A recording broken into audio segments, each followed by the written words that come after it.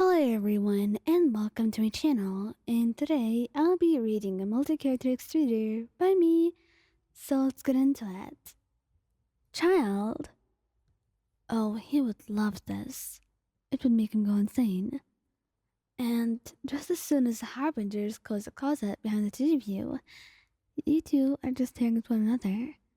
And even in the darkness, you could feel the mischief just radiating off of him in waves.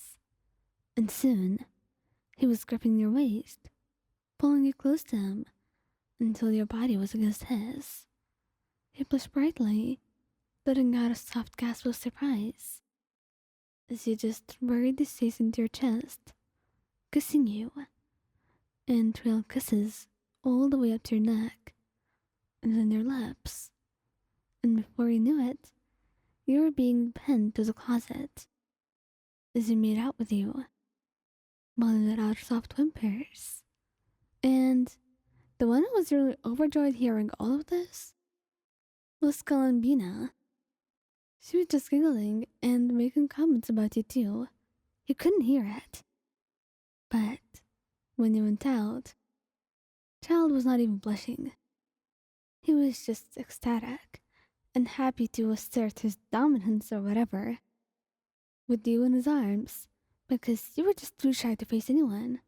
So he had taken the liberty of picking you up and walking you around, which is something that you also like doing. Albedo. Albedo actually, has no idea what this is at first, but after some explanation, he gets it. And he's really into it too. So when you're in the closet, he just looks at you quietly, slowly sneaking his arms around your waist and pulling you closer. His touch burning against your skin, making you feel electric. It was weird. The way he was being so slow and so teasing. It made you anticipate every touch, everything he did. And Albedo just knew how to send you down spiraling as he pulled you in closer, leaning in to press a soft kiss to your lips, the two of you closing your eyes. And you whispered, halfway through your kiss, for you to keep quiet as you deepened it. And when you went out, he was just smirking, quiet, and you were blushing bright red. The two of you were too quiet to even hear, so no one just knew what happened. But everyone could guess, just from the blush on your face. Venti, this wasn't the first time he's heard about this, and he's probably really excited for it. He just has the best way to embarrass you too, and since he has no shame at all, it would be embarrassing you only. Poor you. But he was cute, so you were gonna put up with it. And after much hesitation from you, and refusal too, he convinced you to try. Well, the rest of his friends just stood outside.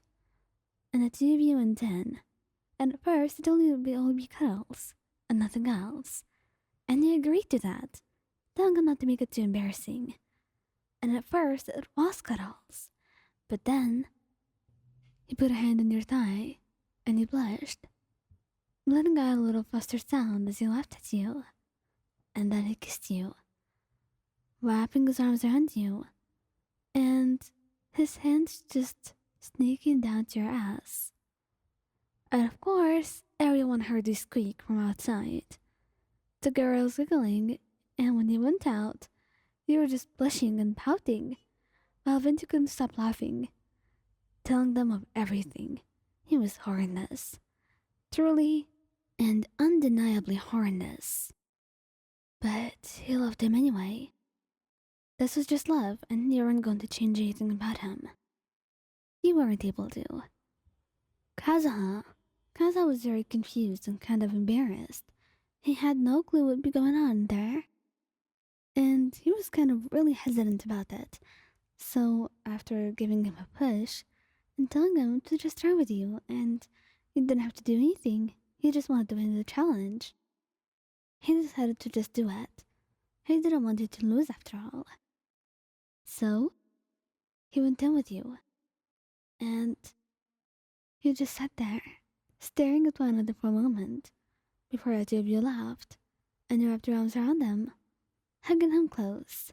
It wasn't a lot, but it was enough, and the two of you were quite happy with it. And that's what mattered most, didn't it? There wasn't any embarrassment, and anything else you wanted to do that night could be done at home, without embarrassing Kazuha, and you didn't want to upset him, so that was enough. Scaramouche. Scaramouche does not actually know what he's doing.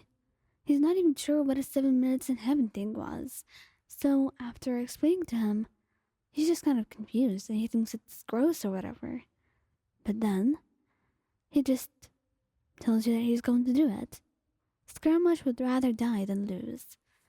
So, he wrapped his arms around you once you got in, telling you to sit on his lap since there wasn't much space. Which, in his defense, was true, but it was also just an excuse to get you to sit on his lap. Not that you minded. You actually did it, and kissed him softly, while he blushed, looking away, and telling you that this was not the time for such things. He just didn't want to be embarrassed or teased by the other harbingers waiting outside, because if something happened, they were going to tease him to no end, and he was not ready for that. He may act like he gives zero shits about anyone and everything, but he does. He just doesn't want anybody to know. Xiao. Xiao would actually be extremely confused and extremely shy once you tell him what happens in the closet. So, after a lot of hesitation from him, you tell him you just wanted to win and nothing had to happen. And he would be blushing, staring at the floor. And then hesitantly, he would mumble out a quiet yes. And can we all be honest here? He was so cute that you wanted to eat him. But hey, we're not gonna eat him, are we? So, the two of you walked into the closet and let your friend stand outside. Hu Tao just laughing and giggling, hoping that you actually embarrass yourselves or something so she would get to tease him more. But he just stood there, staring at anything but you, blushing brightly. And eventually, he just softened, gently taking his hands and kissing them, telling him there was nothing he had to worry about, and giving him a soft kiss on the cheek. He was adorable, and he also worried too much. But he didn't have to worry any longer, because thankfully, the 7 minutes were over quite soon.